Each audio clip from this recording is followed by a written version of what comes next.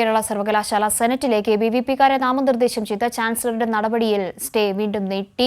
ഉമേഷ്, എന്താണ് വിവരങ്ങൾ? ഈ കേരള സർവകലാശാല സെനറ്റിലേക്ക് എബിവിപിക്കാരെ നാമനിർദ്ദേശം ചെയ്തതുമായി ബന്ധപ്പെട്ട് ഇത് 4ാം തവണയാണ് ചാൻസലറായ ഗവർണർക്ക് ഹൈക്കോടതിയിൽ നിന്ന് തിരിച്ചടി നേരിടേണ്ടി വരുന്നത്. അതായത് സെനറ്റിലേക്ക് VC നൽകിയ പട്ടിക തള്ളിക്കൊണ്ട് ചാൻസലർ സ്വന്തം നിലയിൽ ശുപാർശ ചെയ്തവരിൽ 4 പേരുടെ നിയമനം കോടതി നേരത്തെ സ്റ്റേ ചെയ്തിരുന്നു. അത് കഴിഞ്ഞ ഡിസംബർ 12-നായിരുന്നു ഈ സ്റ്റേ കോടതി ചെയ്തത്. അതിനുശേഷം പിന്നീട് കേസ് പരിഗണിക്കുമ്പോഴൊക്കെ സ്റ്റേ നീട്ടുകയായിരുന്നു. ഇപ്പോൾ ഏറ്റവും ഒടുവിൽ ഇന്ന് ഈ കേസ് പരിഗണിച്ചപ്പോഴും സ്റ്റേ നീട്ടുകയാണ് ഉണ്ടായത്. ഈ മാസം 13 വരെയാണ് ഈ സ്റ്റേ നിലനിൽക്കുക എന്ന് കോടതി അറിയിച്ചിട്ടുണ്ട്.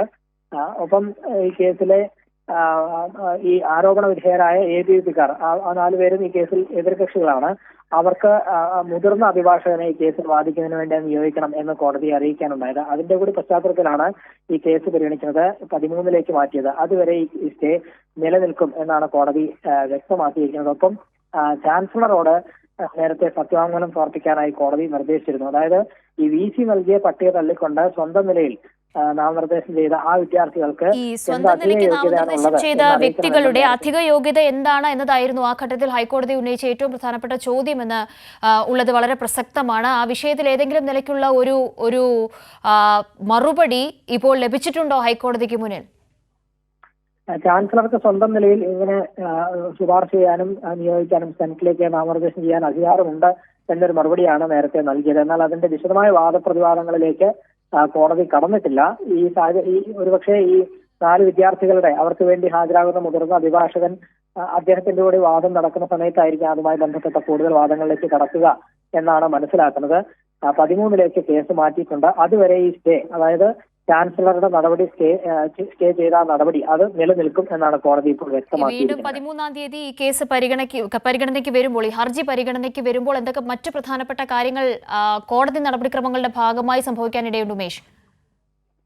ഈ ഓരോരുത്തരുടെയും വാദം കേൾക്കുക എന്നുള്ളത് തന്നെയാണ് കോടതിക്ക് മുൻപിലുള്ള പ്രധാനപ്പെട്ട കാര്യം. നേരത്തെ ജസ്റ്റിസ് TR രവിയാണ് ഈ കേസ് പരിഗണിച്ചിരുന്നത്. അതിനുശേഷം ബെഞ്ച് മാറിയിരുന്നു. നിലവിൽ ജസ്റ്റിസ് CP മുഹമ്മദ് നിയാസാണ് ഈ കേസ് പരിഗണിക്കുന്നത്. സ്വാഭാവികമായും കൂടുതൽ കാര്യങ്ങൾ അദ്ദേഹത്തിന് പരിശോധിക്കേണ്ടതായി വരും. ഓരോരുത്തരിൽ നിന്നും അവർക്ക് പറയാനുള്ളത് കേൾക്കേണ്ടി വരും. ഈ ഹർജിക്കാരുടെ വാദം വിശദമായി കേട്ട ശേഷം എന്താണ് എതിർകക്ഷികൾക്ക് പറയാനുള്ളത് എന്നാണ് കോടതി തേടുന്നത്. ആ ഹർജി തീർപ്പാകും വരെ ഈ സ്റ്റേ നിലനിൽക്കുന്ന സാഹചര്യമാണ് ഇപ്പോഴുള്ളത്.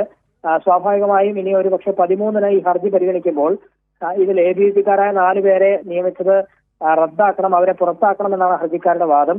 അതിൽ എതിർകക്ഷികളായ 4 പേർ അവർക്ക് പറയാനുള്ള കാര്യങ്ങൾ ഈ മുതിർന്ന അഭിഭാഷകൻ വഴി കോടതിയിൽ അവതരിപ്പിക്കപ്പെടും എന്നാണ് അറിയുന്നത്. അതൊരു പക്ഷേ 13-ന് അതുമായി ബന്ധപ്പെട്ട വാദം നടന്നേക്കാം. ഒപ്പം ചാൻസലറുടെ വാദം, ചാൻസലറായ ഗവർണർ അദ്ദേഹത്തിന്റെ വാദവും കോടതിയിൽ ഉണ്ടാകും. അതിനുശേഷം മാത്രമായിരിക്കും കോടതി ഒരു തുടർ നടപടിയിലേക്ക് പോവുകയുള്ളൂ. ഉമേഷ്, ചാൻസലർക്ക് സ്വന്തം നിലയ്ക്ക് ഇങ്ങനെ ഒരു നിയമനം നടത്താനുള്ള അധികാരമുണ്ട് എന്നത് മാത്രമാണ് ഈ അധിക യോഗ്യത എന്ന ചോദ്യത്തിൽ ഇപ്പോൾ ഹൈക്കോടതിക്ക് മുന്നിൽ എത്തിയിരിക്കുന്ന ഒരു മറുപടി എന്നത് പറയേണ്ടി വരും. ഇത് സംബന്ധിച്ച് ഏതെങ്കിലും നിലയ്ക്കുള്ള തുടർ ചോദ്യങ്ങൾ കോടതിയുടെ ഭാഗത്തു നിന്ന് ഉണ്ടായിട്ടുണ്ടോ? നിലവിൽ അങ്ങനെ ഉണ്ടായിട്ടില്ല കാവ്യ. കാരണം ഈ കേസ് ഹർജി പരിഗണിച്ച് 1-2 സെക്കൻഡിനുള്ളിൽ നടപടികൾ കോടതി അവസാനിപ്പിച്ചു. 13 പരിഗണിക്കാം എന്ന് കോടതി, അതായത് ഈ ഹർജി എതിർകക്ഷികളാണ് കോടതിയുടെ ശ്രദ്ധയിൽപ്പെടുത്തിയത്. തങ്ങൾക്ക് തങ്ങളുടെ വാദം പറയാനുണ്ട്, അതിന് മുതിർന്ന അഭിഭാഷകന്റെ സഹായം ആവശ്യമാണ്, അദ്ദേഹം ഹാജരാകും. എന്നുള്ളതാണ് കോടതി 13-ലേക്ക് നിശ്ചയിച്ചിരിക്കുന്നത്.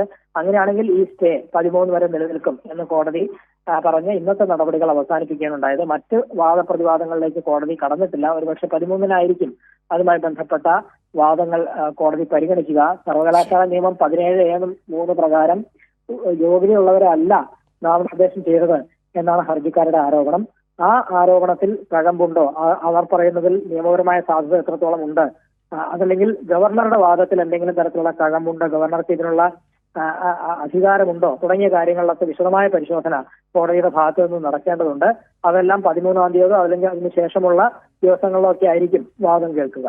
ശരി, എന്തായാലും വലിയ തോതിലുള്ള ഒരു തിരിച്ചടി ചാൻസലർ കൂടിയായ ഗവർണർക്ക് ഈ വിഷയത്തിൽ വീണ്ടും ഹൈക്കോടതിയിൽ നിന്നുണ്ടായി എന്ന് പറയേണ്ടി വരും. ഈ മാസം 13 വരെയാണ് ഹൈക്കോടതി കേരള സർവകലാശാല സെനറ്റിലേക്ക് എബിവിപിക്കാരെ നാമനിർദ്ദേശം ചെയ്ത ചാൻസലറുടെ നടപടിക്ക് അതുമായി ബന്ധപ്പെട്ട ഹർജിയിൽ സ്റ്റേ വീണ്ടും നീട്ടിയിരിക്കുകയാണ്. കഴിഞ്ഞ ഡിസംബർ 12-നായിരുന്നു ചാൻസലറുടെ നടപടി കോടതി സ്റ്റേ ചെയ്തത്. ഒപ്പം തന്നെ ഈ ഹർജി വീണ്ടും 13-ന് പരിഗണിക്കാൻ ഇരിക്കുകയാണ്.